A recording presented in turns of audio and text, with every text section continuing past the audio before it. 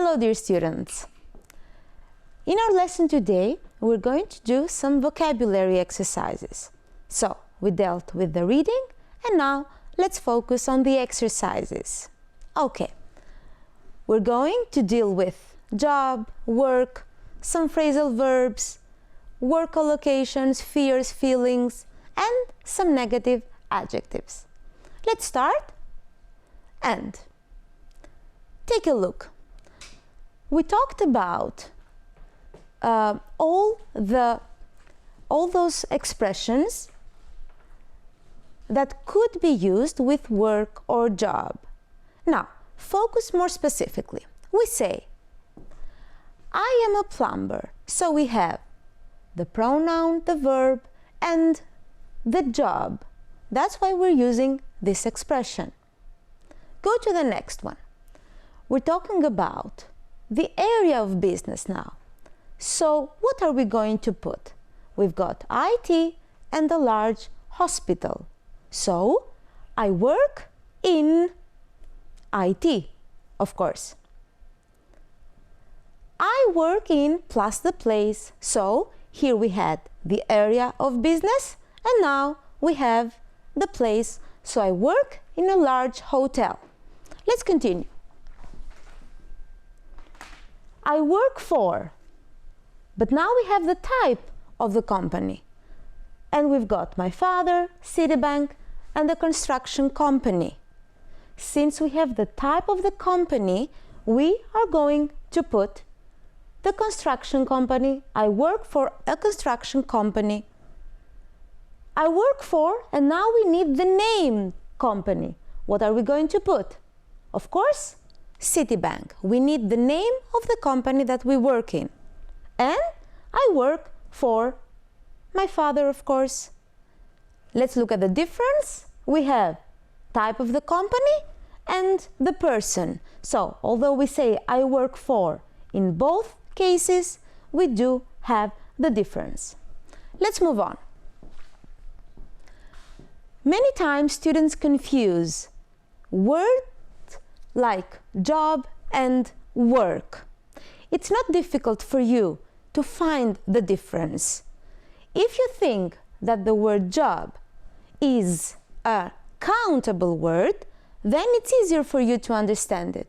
So, we apply for, we have, or we look for what?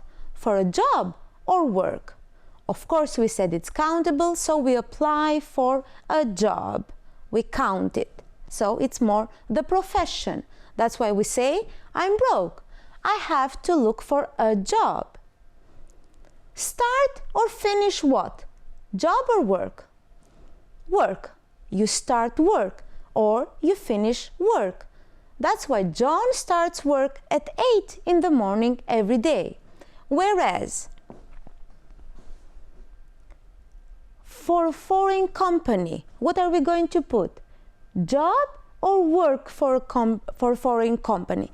It's easy for you to find the answer. So you work for a foreign company, or you work in advertising, or you work outside. So John works in an office. Okay, now keep in mind, we say job refers to a profession and it's countable, whereas work might be used mostly as a verb. Let's continue. We are given the words deadlines, experience, fluency, team, knowledge, qualifications, degree, and communication. And we need to put these words in the advertisement that we can see. All right. Benville International requires a marketing manager for its Madrid office. The ideal candidate will have the following what? We need the qualifications. So you need to have some qualifications in order for you to get a job. A what? Take a look at the words. A degree, of course, in marketing. So you must have done your studies in marketing. The next one, something of computing. You need to have knowledge of computing, so you need to know how to use the computer well.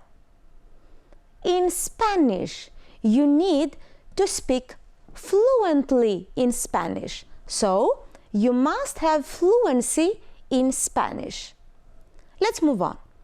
The successful applicant will also have an ability to meet, this is an expression, you need to meet deadlines. That means you have to be absolutely on time with everything that you are required, and this is an expression. To have excellent what?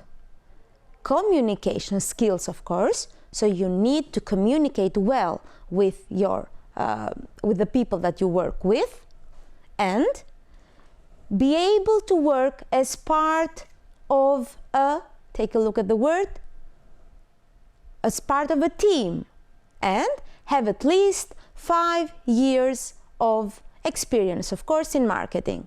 Email CV and letter of application to John Stevens, Head of Human Resources. That was an example of how to complete an advertisement. Let's move on. We have the phrasal verbs, and we're going to focus on the phrasal verb give, and let's see the differences together. So we need to choose the correct particle.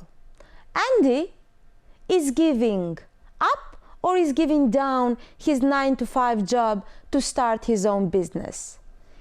Andy is quitting, so the phrasal verb for that is give up. So when you give up, you quit, you leave your job. Number 2, will you give off or will you give out the application forms for me? Tom, when you distribute, so what do? You give out, you give to the other people. Number 3, the company is giving away or is giving across free samples at the moment.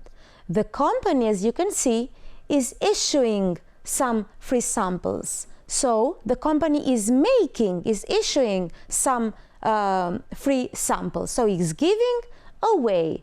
There is a difference between give out, that is distribute to the other people, and give away, that means that mostly you're issuing these samples. Number 4, don't give over or don't give up. You will find a better job soon. So don't stop trying. Don't give up. Never give up.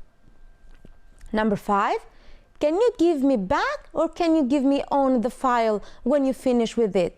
If you want to return something, it means that you give it back. Okay, let's move on.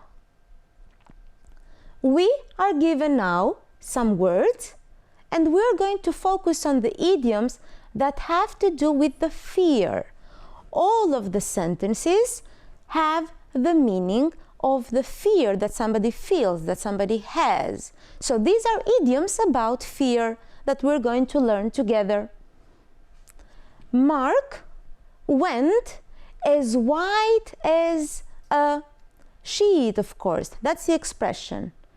You are as white as a sheet means that you are really, really afraid when the wasp landed on his hand, because he was afraid that the wasp was going to sting him. Number 2, I'm so nervous about the exam. I've got, look at the words, in my stomach. And we also have the picture that shows this expression. And somebody has butterflies in his stomach. Somebody is afraid, is feeling nervous.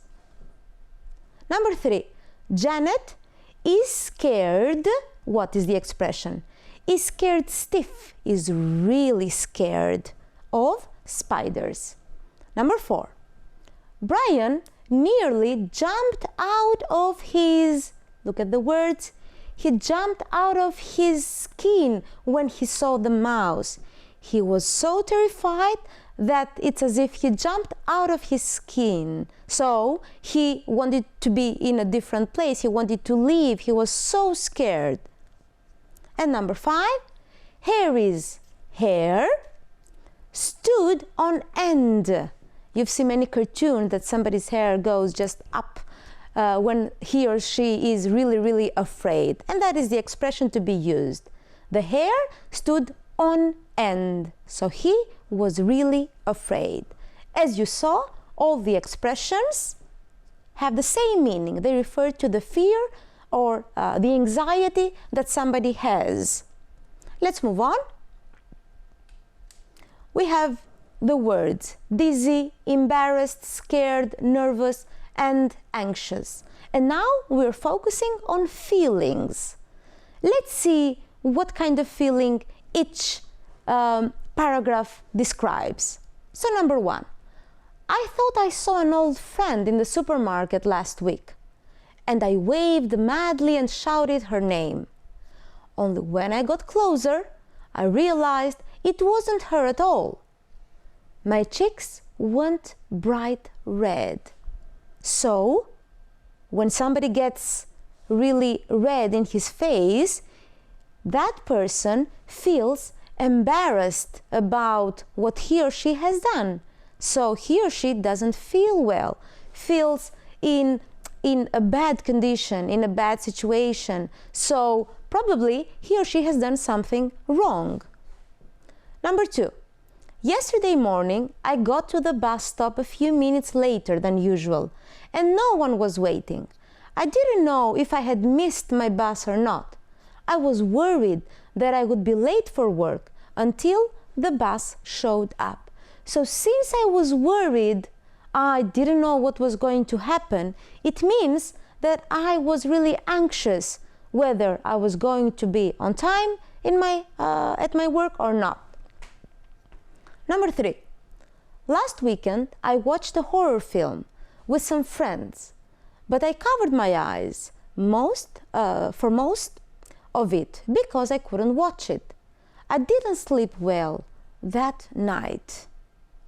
Look at the description that is being done. So that person has been scared. Why? Because he watched a horror film, and that is easy for you. Number 4, at the end of last term, I walked onto the stage in front of the whole school to give a speech. My palms were sweating, and I felt like I had a tight knot in my stomach. So you feel really nervous about something that you are going to do. That's why your palms are sweating, and you feel there that you have a pain in your stomach. And the last one, I went up to the top of Blackpool Tower when I was 15, but I couldn't enjoy the view at all. I felt like everything was spinning, and I had to go back down and wait for my friends at the bottom. So I felt that everything was spinning. That is the description for someone that feels dizzy. So everything is spinning, you cannot stand still, and you feel dizzy. These were the expressions, the adjectives for the feelings. And now I would like from you to give some sentences, to write some sentences. When did you last feel anxious, or when did you last feel nervous or embarrassed? For example, I last felt anxious when I took my maths test. You can give different examples, and then you can exchange opinions with your friends, either you are at school or online. Thank you very much for paying attention, and we will meet again. Goodbye.